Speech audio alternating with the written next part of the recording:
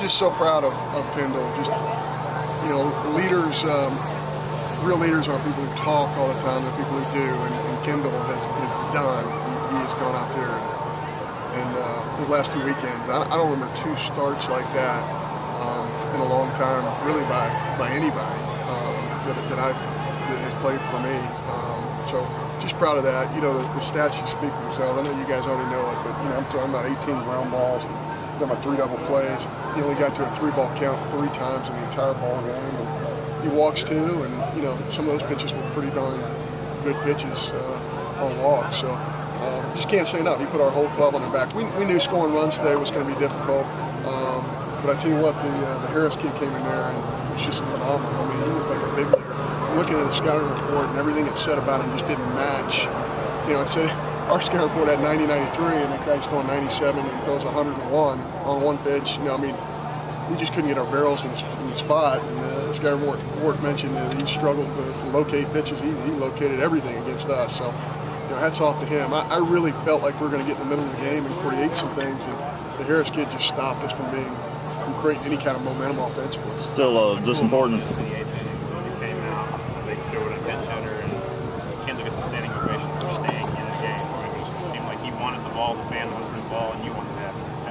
Yeah, you know, and Butch, obviously, if he tells me, hey, coach, I'm tired, which is fine, you know, I mean, but you know, it's been 4 years and Kendall's never said that ever.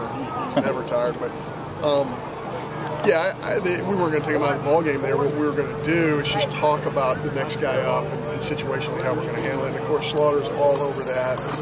You know, he can tell you exactly what the guy's done at every previous, you know, swing. And so I think we had a really good chemistry going there today. And, you know, with 18 ground ball outs, you're creating some serious movement with your fastball. And that's the thing Mitch kept saying down the stretch. He's like, hey, he doesn't have as much velocity, but he's got more sink than he did at the beginning of the game. And those, you know, turn those double plays is just huge. And I tell you what, Coach Mingione, they ran a hit and run. Coach Mingione moves Frazier 2 steps to his glove hand side and put him right where that ball was.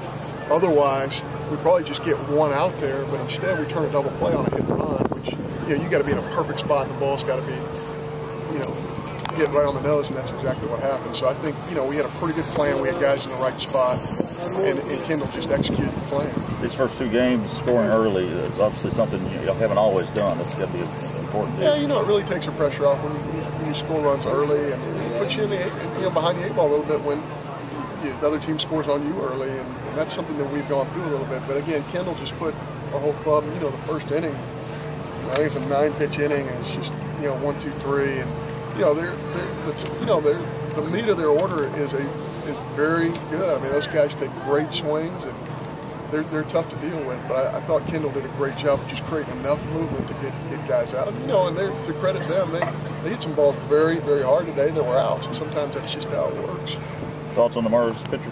Yeah, you know, we're going to roll Lindgren into the pen, and we're going to ask him to get loose, and we're going to see where we go from there. If he feels any discomfort, then we're going to go in a different direction. But if he feels like he wants the ball and he feels very comfortable, we're going to let him go start going. It'll be kind of a game time. Yeah, it'll be a game time, but, you know, we'll put Lindgren out there and see how he feels. If he feels any discomfort at all, or if he feels like it's just not happening, we'll go in another direction, just to give him a little more time to get ready.